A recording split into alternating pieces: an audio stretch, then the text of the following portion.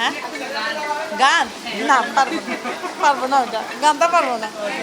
এটা হচ্ছে বাঁশ, ওই যে যেটা ঘর বানানো হয় যে বাঁশটা আছে, ওই বাঁশের হচ্ছে কুচি দোগাতা। আমাদের সবাই চিনে, বাঁশ পোড়ল নামেই চিনে। এটা খেতে খুব সুস্বাদু একটা জিনিস, মানে বছরে একবারে পাই, সব সময় পাওয়া যায় না। এটা মানে আমাদের রাঙামাটিতে গেলে, আমাদের ট্যুরিস্টরা যখন রাঙামাটিতে ঘুরতে যায়, এই বাঁশ কোরল তরকারিটা খাওয়ার জন্য কিন্তু সবাই পাগল, যে কোথায় পাবো, কোন দোকানে গেলে পাবো, আমাকে জিজ্ঞেস করে। আমার তো ওখানে শোরুম আছে, তা আমি এটা নিয়ে আসছি ঢাকার বাসীদের জন্য, যে ওনারা বছরে একবার যেন খেতে পায়, যে স্বাদটা কীরকম বুঝে। হ্যাঁ, আর এটা হচ্ছে হলুদ ফুল, যে এই হলুদটা তরকারি যেটা দেওয়া হয় হলুদ, ওই হলুদের গাছের ফুল এটা। অনেকে আমাকে বলছে কচুরিপানা ফুল কেন এনেছি এখানে। এটা কিন্তু কচুরিপানা ফুল না, এটা হচ্ছে আপনার হলুদের ফুল। এটা আপনি আপনার পায়েস দিয়ে, বেসন দিয়ে ভাজি করে খাওয়া যায়, কাঁচা ভর্তা খাওয়া যায়, এবং ডিম সাথে ভাজি করে খাওয়া যায়, অনেক রকম করে খাওয়া যায়। এটা মরিচ ভর্তা করে খাওয়া যায়। আমরা তো বেশিরভাগ মাছে দিয়ে খাই অথবা ভর্তা খাই। এটা একটা গেল। আর এটাকে অনেকে চিনতেছে না, এটা আমাদের রাঙামাটিতেই, খাগড়াছড়ি, বান্দরবান পাওয়া যায়। এটাকে বাঙালি কথা দিয়ে বিউটি বেগুন বলে, এটাকে নাম বলে অনেকে, বিউটি বেগুন বলে চিনে। এটাও এখানে কিন্তু সবাই মানে খুব ইয়ে করে কিনতেছে, যে সব সময় পাওয়া যাচ্ছে না জিনিসটা। হ্যাঁ, এটা এটা পুরোটা বিক্রি করতেছে আমি 50 টাকা, আর বাসকোলটা বিক্রি করতেছে আপনি 120 টাকা করে। রাঙামাটিতেও কিন্তু 100 টাকা, 120 টাকা করে আমরা কিনে খাচ্ছি কেজি। হ্যাঁ, আর আর এটা হচ্ছে আপনার যে কাউনি, কাউনি চাল বলে, এটা যে পায়েস খাই এটা দিয়ে, কাউনি বলে। এটা আমরা বিক্রি করতে 250 টাকা কেজি। হ্যাঁ, তারপরে এটা হচ্ছে বিন্নি চাল। বিন্নি চালটা এমনি রান্না করে খাওয়া যায়, আবার পায়েস বানানো, তৈরি করে খাওয়া যায়। আমাদের তো আজকেই উদ্বোধন হয়েছে, আসলে সত্যি কথা গতকালকেও আমরা প্রায় কিছু মাল অর্ধেকই বিক্রি করে ফেলছি।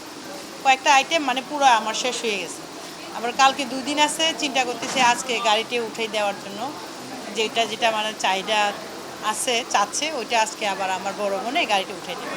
এই ব্যবস্থাপনা নিয়ে কি আপনারা সন্তুষ্ট কিনা? অবশ্যই সন্তুষ্ট। আমাদের যে ঢাকাতে এই ধরনের একটা আমাদের প্রোডাক্টগুলো তুলে ধরতে পারতেছি, বিক্রি করতে পারতেছি। যেমন যারা এই যে এগুলো বিক্রি করে, তারা তো ঢাকায় এসে বিক্রি করতে পারে না। তার অনেক উদ্যোক্তা আছে, ঢাকা শহর কখনো দেখে নাই, আসতে পারবে না। তাদের প্রোডাক্টগুলো আমি এসে এখানে বিক্রি করতেছি, তাদেরও লাভ হচ্ছে, যে একসাথে আমি এটা অনেকগুলো জিনিস নিয়ে আসলাম, তারও একসাথে টাকাটা পেল। ওটা একটা আমাদের জন্য মানে, যে মন্ত্রণালয় থেকে অনেক সুযোগ, মানে এটা একটা আমাদের অনেক পাওয়া। বাৎসরিকভাবে মেলাটা আয়োজন না করে প্রতি মাসে বা প্রতি বছরে কয়েকবার? বছরে যদি 2বার দিলে তো ভালো।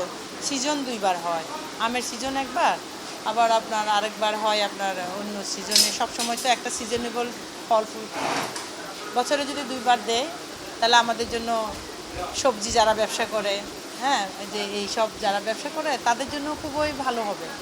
আসলে আমার এই জিনিসগুলো আনাতে অনেক উদ্যোক্তা কিন্তু উপকৃত হচ্ছে, কেননা ওরা আসতে পারতেছে না, ওরা জিনিসগুলো আমি কিনে নিয়ে আসছি, আমিও কিছু লাভ করতেছি, তাদেরও কিছু মানে একসাথে টাকাটা পেল। না হলে তো ওরা হাট বাজারে একবার আসে, যা বিক্রি করে ওটাই দিয়ে চলে যায়। আমি তো এখন, ওরা যদি 10 বোনা বিক্রি করে, ওখানে আমি 30 বোনা নিয়ে আসলাম।